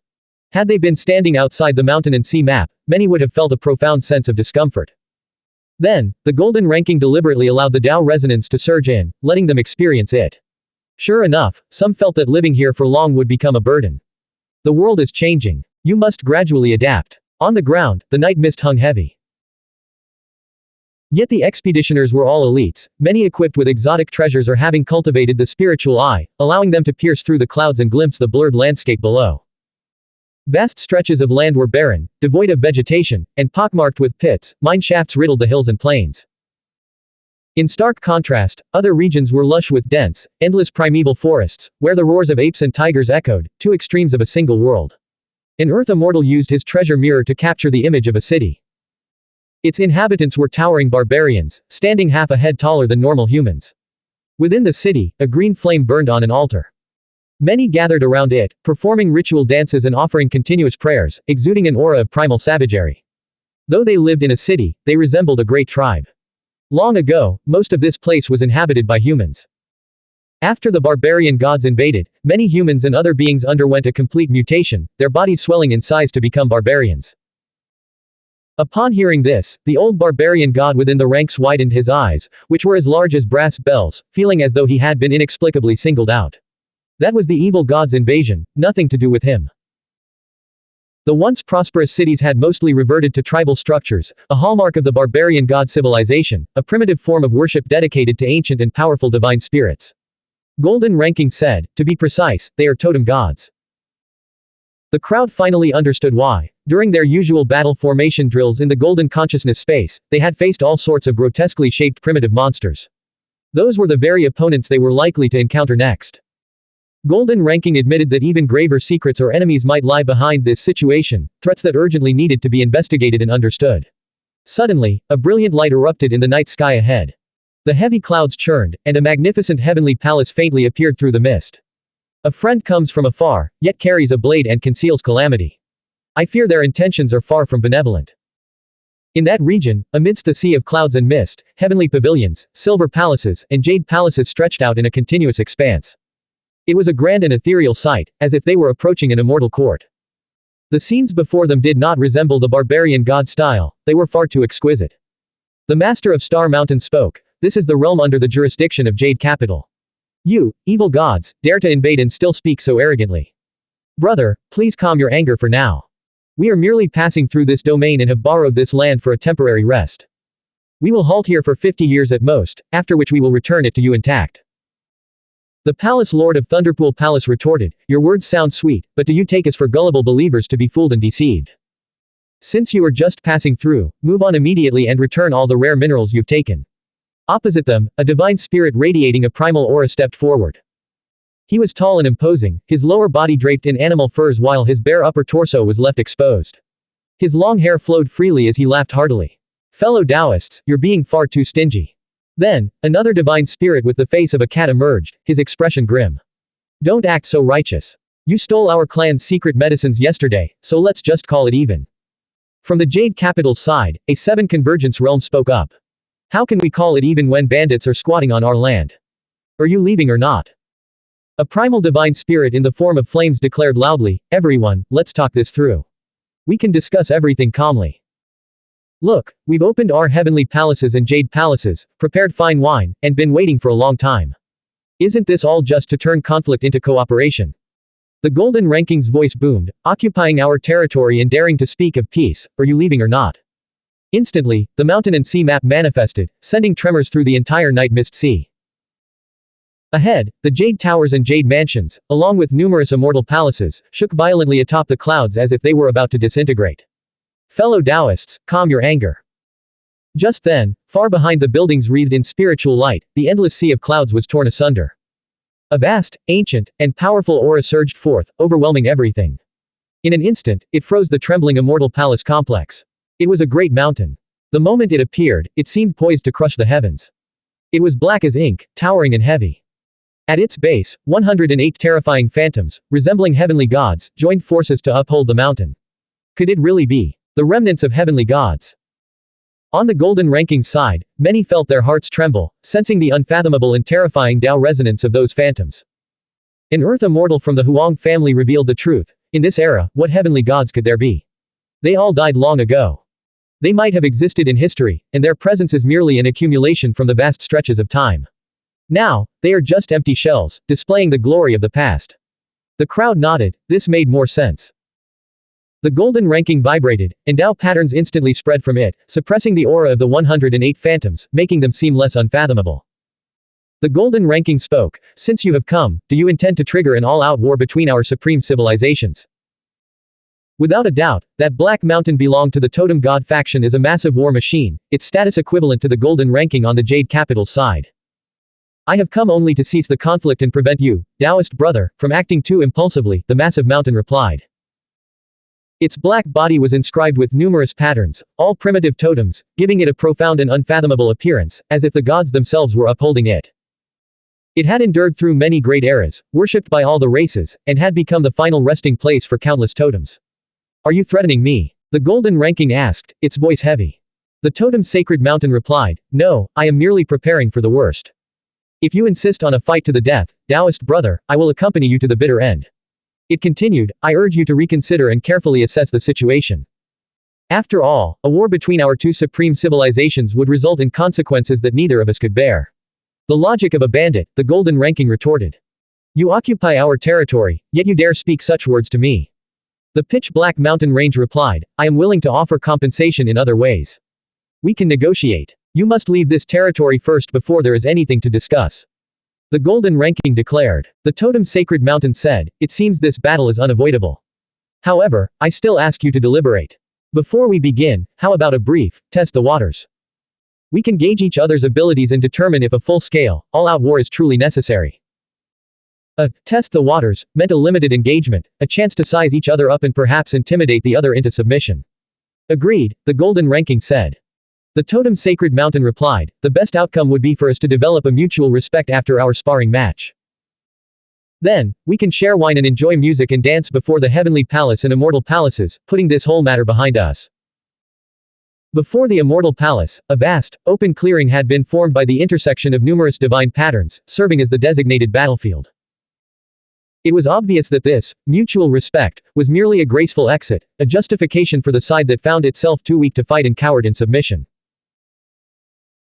While ostensibly a mere sparring match, a small-scale test of waters, the opposing side had immediately escalated the stakes by bringing in divine-level figures, including powerhouses from the 7th realm. The totem sacred mountain spoke, even for a small-scale exchange, we shouldn't have too few participants. Representatives from all age groups should take part, only then can we gauge each other's true strength and avoid any miscalculations.